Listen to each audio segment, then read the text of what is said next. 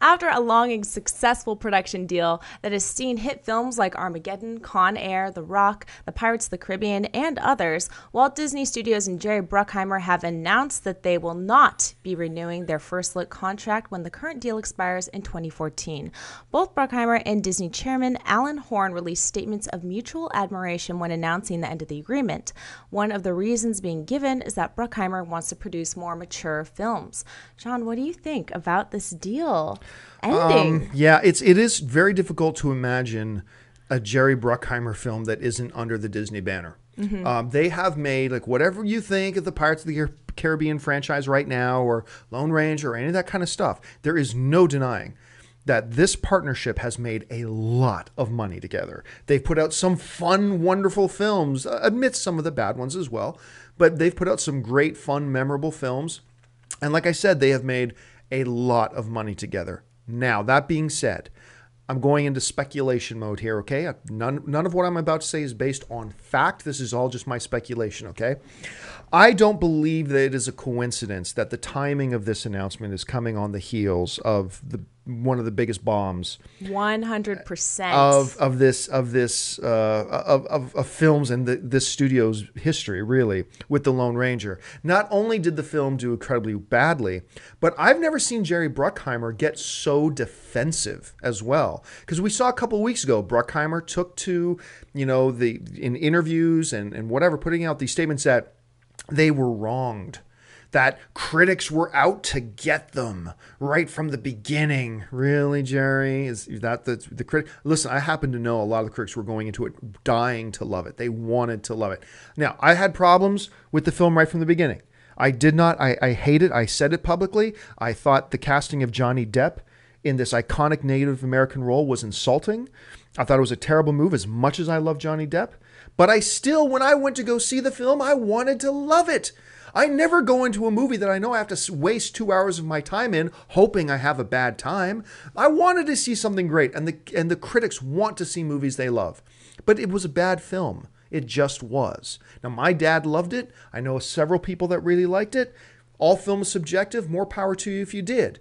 But Jerry, you just got to swallow the pill and admit, we made a film that not a lot of people liked and not enough people went to go see, and we made some bad decisions, blowing the budget of this thing way sky high, and ultimately we lost the studio money, and it's nobody's fault but ours.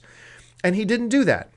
Now, right on the heels of that, then we've got Pirates of the Caribbean 5 that was supposed to come out in 2015. Last week we talked about, or it might have been 2 weeks ago on this show, that now mysteriously Disney bumped Pirates of the Caribbean out of 2015 to an undisclosed release date. So probably in 2016. I cannot help but wonder if these two things are also connected. So yeah, I love the fact that both Disney, Alan Horn, Jerry Bruckheimer are dealing with this with a lot of class. They're putting out statements talking very positively about each other. That is the classy thing to do. Me personally, though, I'd be shocked to find out that it wasn't actually has something to do with Lone Ranger and the moving of pirates and things like, and the way things have gone lately. So that's just me. Aaron, you look at a situation like this. What do you think is really going on behind the scenes? I thought the exact same thing that you just iterated. I believe that it's no coincidence that this is happening after The Lone Ranger, which was a box office bomb, so expensive, lost the studio tons of money, and I think pretty embarrassing for most of the people involved, just based on the way that they've handled this whole situation, how terrible it ended up coming out.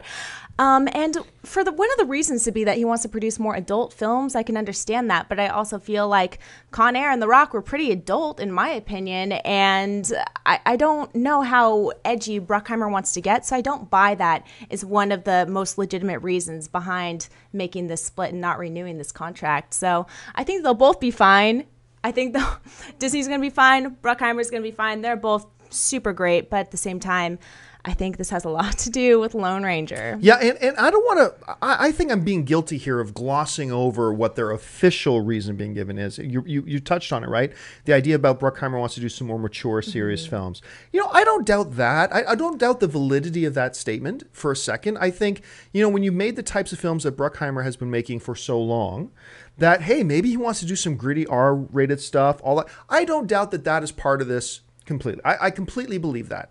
I just also happen to believe that the timing is not coincidental with the bombing of Lone Ranger. So, if you like this video, be sure to give it a thumbs up and don't forget to subscribe to AMC Movie News on YouTube.